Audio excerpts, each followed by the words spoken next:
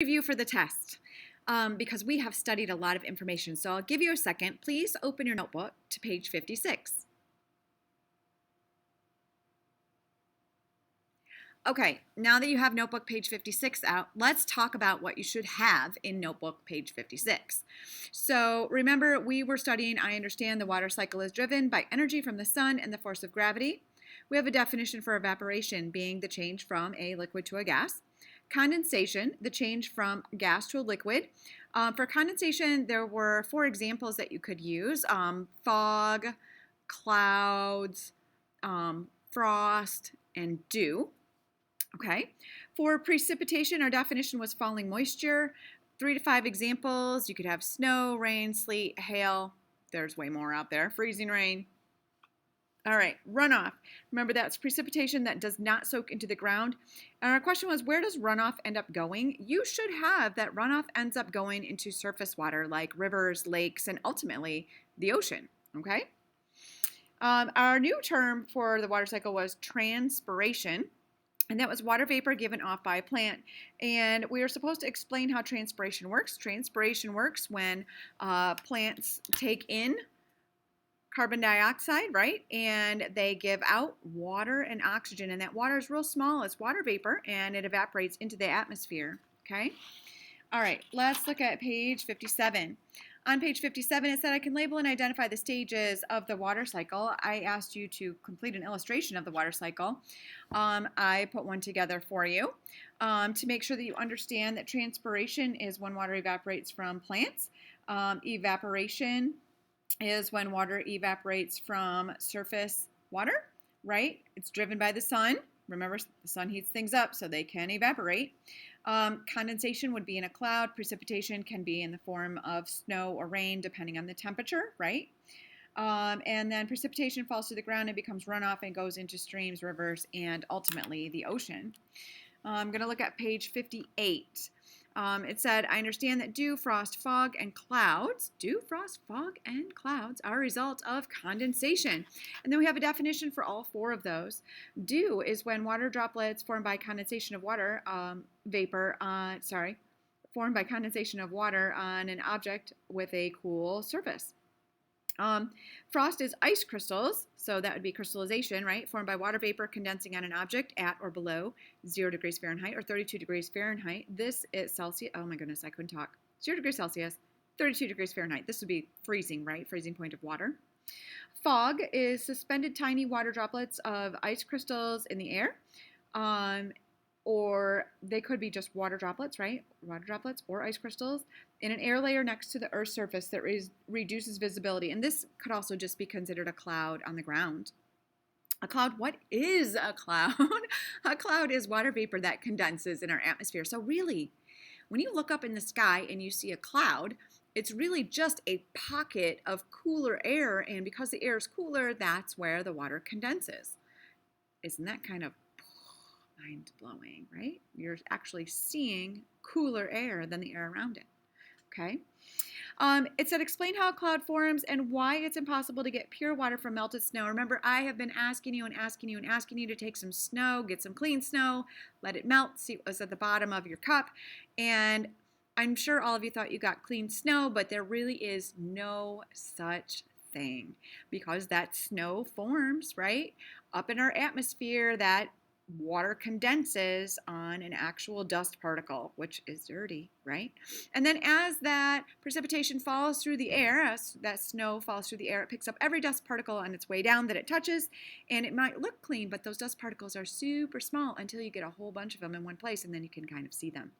So a cloud forms by water evaporating, and then as it gets to a cooler area of atmosphere up in the air, it condenses on a dust particle. That's how a cloud is formed. Lots of tiny dust particles.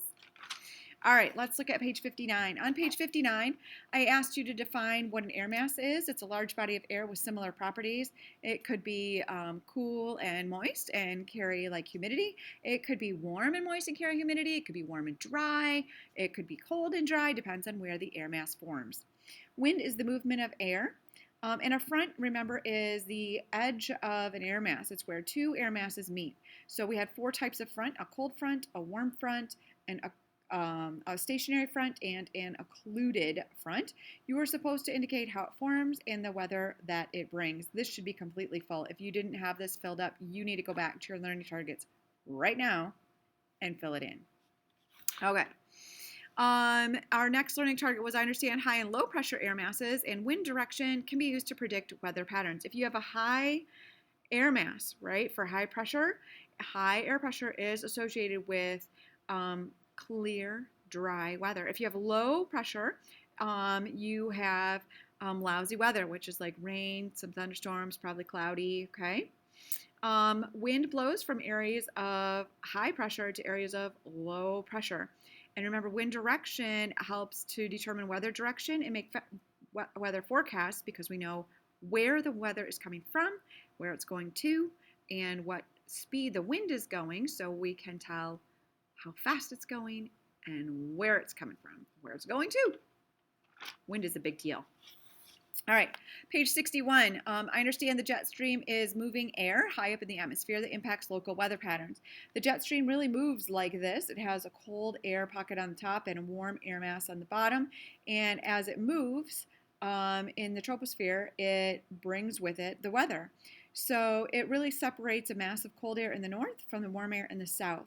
And it's mostly due to the unequal heating and rotation of the Earth. So the Earth's spinning, and so is this actual river of air, the jet stream like a river. All right, some symbols that you should absolutely be able to identify on a map. I will ask you to use your notebook on your map, on your test. I will ask you about weather map symbols and which direction it's going. This is the cold front. They're usually blue. This one's moving to the right. That's why I have an arrow there, because it's on this, the triangles are on this side of the line. This is a warm front. It's moving that direction because the little red bumps are to the left of the line. You can have a cloud or a full circle for cloudy skies. You can have partly cloudy or partly cloudy circle. This is usually on top of a city, like a location, to indicate partly cloudy skies, partly cloudy. You could have rain or dots of rain, like so dashes or dots. Depends on how many and how much. If you have just a little bit, you just have a little bit of rain. If you have a lot, you have a lot of bit of rain. Snow is this symbol here. This is a hurricane symbol. Wind direction. You always remember wind comes from the direction of the arrow, like going towards the city. Okay. Wind speed has to do with these little tiny barbs that indicates wind speed. This symbol indicates a thunderstorm with rain and lightning. You have a high pressure, a low pressure, and either a capital F for fog or 3 thick lines indicating fog. All right, turn the page. We're going to page 62. From 62 to 63. I can't talk today. I can recognize the tools that gather weather data. We have a wind vane, which looks like a rooster on top of north, south, east, west. We have an anemometer, which looked a lot like what I was moving in our video with like cups, and it spins kind of like a pinwheel. We have a barometer. It's used to measure high and low air pressure. We have a rain gauge, which measures the amount of rain or snow, probably if you get one with a big top on it. But a rain gauge just looks like a graduated cylinder, and a weather balloon looks like a giant balloon with stuff hooked to the bottom of it to gather weather data in the high atmosphere. That's page 63. On page 64, oh my goodness, we studied a lot, didn't we? I can complete a model to show how lake effect snow develops in Michigan. So hopefully you had something like this. I asked you to label cold air, evaporation, rising air, condensation, and precipitation. So here, right here, you should have cold air. Number 2, you should have evaporation. Number 3, you should have rising air. Number 4, you should have condensation. And number 5, you should have precipitation. If you colored it, awesome. It really helps to look at a colored picture when you're looking at diagrams. So the cool air comes across the warm lake, which evaporates and picks up moisture. We get huge clouds, and when it reaches the cool land, it drops most of that precipitation. All right. Yeehaw, we're almost there. Snow belt. I can identify areas surrounding the Great Lakes affected by lake effect snow. The darker areas are the snow belt that are in Michigan. And I asked you to shade in the areas on the Michigan map that are affected by lake effect snow. So a couple things as we're talking about page 66. On page 66, I asked you to complete the table above with these currents of the ocean and indicate whether they're warm or cold. And then I asked you to explain using examples how currents affect the temperature of the continents. When you're looking at the temperatures of the continents, hopefully you're seeing that in the south, very close to the poles, we have cold currents, and up here in the north, we have cold currents, but towards the center of the earth, towards the equator, we have warmer currents, okay? And the areas next to the warmer currents are warmer continents. The areas next to the colder currents are cooler continents, okay? And then I actually had to look at a picture that looks like this. It's called the Great Conveyor Belt, and it indicated that, and these are very deep currents, so cold currents come up and then they warm up as they get to the equator, and the warm area continues to travel, and then as it heads south it becomes cold again, and it's a continuous circle to help manage temperatures on Earth. All right.